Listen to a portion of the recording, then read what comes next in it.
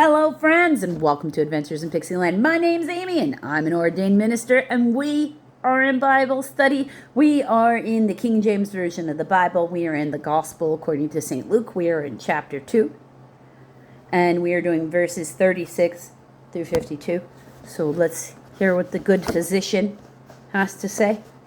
As Luke was indeed a physician, and he tended to both Peter and Paul. While they were imprisoned in Rome. They died on the same day, and they tended to Paul, we have confirmed. So, Peter as well, because why wouldn't you? And there was one Anna, a prophetess. So a woman who could do the same things that a prophet, a male of the Lord, could do. The daughter of Phanuel, Phanuel, of the tribe of Aser, Aser. I think it's supposed to be Asher, Asher. She was of a great age. Notice that's not Levitical. It's not the tribe of Judah. It's not the tribe of Benjamin. It's not one of the tribes of Joseph. It's about devoutness and not tribe.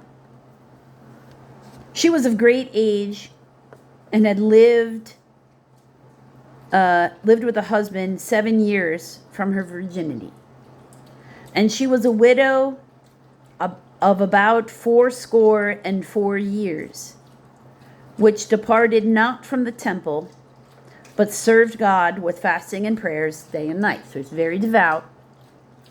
She was coming in that instant, giving thanks likewise unto the Lord, and spake of him to all them that looked for redemption in Jerusalem. So she was drawn to the temple because she was told she had something to say. God sent her there, and she was there day and night because that's where God told her to be. And when they had performed all things according to the law of the Lord, they returned into Galilee to their own city Nazareth. And the child grew and waxed strong in spirit, filled with wisdom, and the grace of God was upon him. Now his parents went to Jerusalem every year at the feast of Passover. So they were just doing what the Jewish people were supposed to do. And when he was 12 years old, they went up to Jerusalem after the custom of the feast. And when they had fulfilled the days, as they returned, the child Jesus tarried behind in Jerusalem, and Joseph and his mother knew not of it.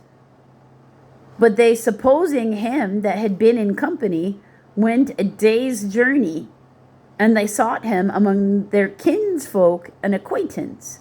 And when they found him not, they returned back again to Jerusalem seeking him. So they had a home alone moment,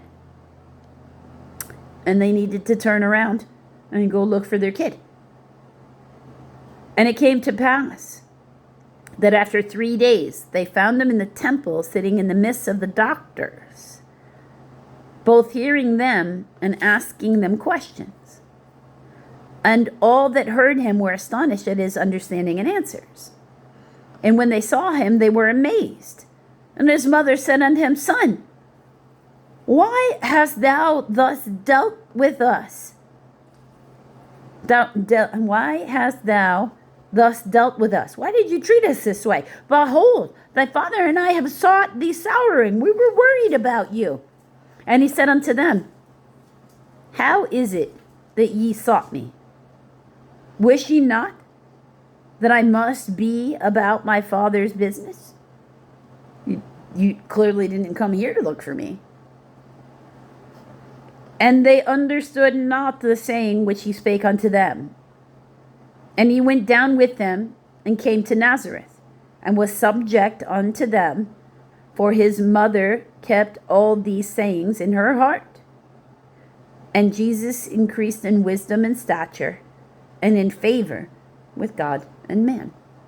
Enough of that, young man. It's time to go home. And I hope you'll join me tomorrow, friends, when we start chapter 3 of the book of Luke. And you should note that in verse 49 of Luke chapter 2, is the first time in the book of Luke we're even hearing the direct words of Jesus. We're not quite there yet. We'll get there. But that doesn't really start to rev up until chapter 4. But do join me tomorrow, friends, so we can continue with the story of our Messiah according to the Gospel of St. Luke.